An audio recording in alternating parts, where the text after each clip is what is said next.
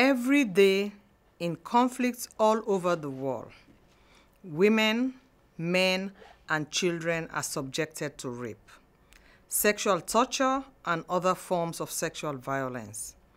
Survivors risk not only shame and rejection, but violence and prosecution for speaking out and demanding justice. These horrible crimes devastate not only individuals, but families and communities. The fear and insecurity bred by rape in war continue to poison societies long after the conflict has ended, undermining lasting peace and stability.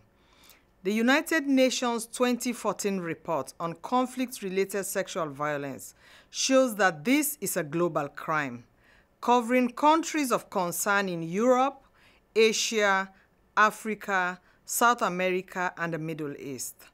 It also makes recommendations for how the countries in question and the international community can ensure that we put an end to these atrocities once and for all.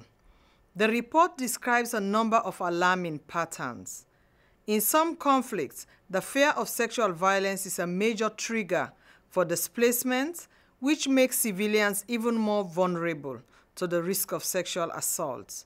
There is also a close link between sexual violence and the fight for natural resources, in which armed groups use rape as a strategy to gain control of territories rich in minerals and other resources.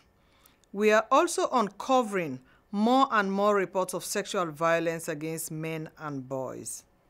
However, we are also witnessing a global momentum to end the scourge, with an unprecedented number of member states, international organizations, and civil society activists standing up and saying enough is enough.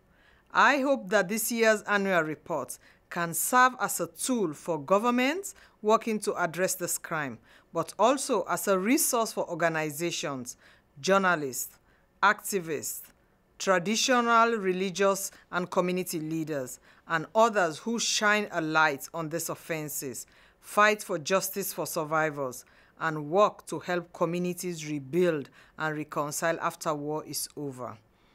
Working together, we can put an end to what has been called history's oldest and least condemned crime.